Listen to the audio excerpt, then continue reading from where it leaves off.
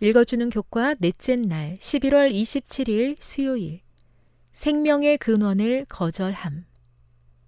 빛이 어둠에 비치되 어둠이 깨닫지 못하더라. 빛이 세상에 계셨으며 세상은 그로 말미암아 지은 바 되었으되 세상이 그를 알지 못하였고 자기 땅에 오매 자기 백성이 영접하지 아니하였다. 스스로 계신 분께서 자기 백성 중 많은 이에게 거절당하셨다. 이것은 요한이 기록한 성경 전체에서 가장 슬픈 기록 가운데 하나이다. 바울이 너희의 확신을 버리지 말라고 이후에 준 경고도 분명하게 말한다. 우리가 반복해서 보았듯이 사람들이 하나님의 말씀을 받아들이지 않았기 때문에 그리스도께서 거절당하셨다.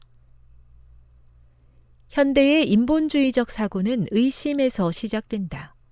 사람들은 무엇이 진리인지 판단하기 위해 모든 것에 의문을 제기한다. 이 의심의 불길을 거치고 살아남은 것은 바위처럼 확고한 지식으로 받아들이고 믿을 만한 것으로 여긴다. 어떤 사람들은 동일한 방법을 성경에도 적용하여 성경에서 무엇이 진리인지 결정하기 위해 과학, 역사, 심리, 철학, 고고학 또는 지질학의 관점에서 모든 것에 의문을 제기한다.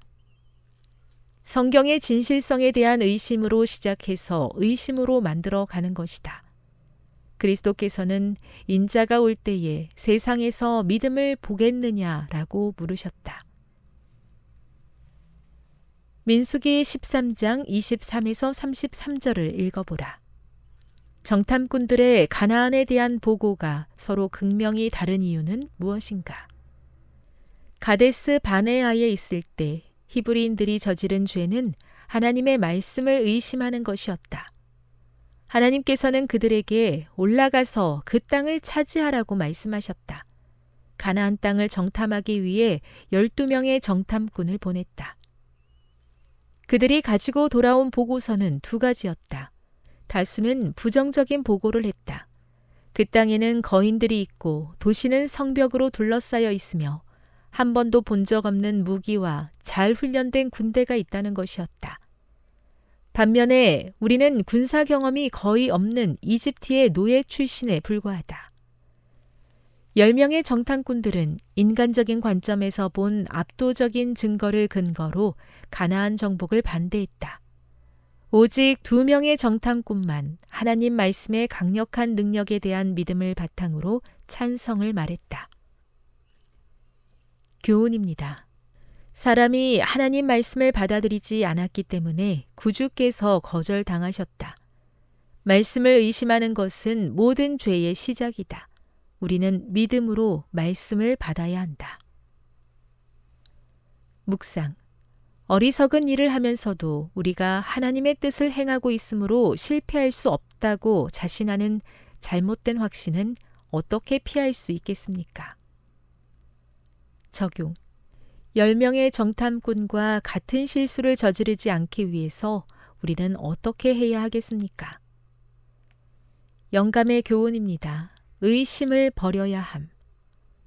많은 사람이 구속의 경륜의 신비가 그들에게 분명해질 때까지 그리스도를 받아들이려 하지 않는다.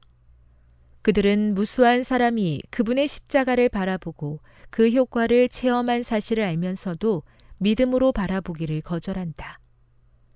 그들은 의의 태양이 빛을 발하는 이유를 깨달을 때까지 그 빛 가운데 행하기를 거절한다. 이런 노선을 고집하는 자들은 아무도 진리의 지식에 도달하지 못할 것이다. 하나님께서는 의심할 여지를 모두 제거하지는 않으실 것이다. 부조화 선지자 432.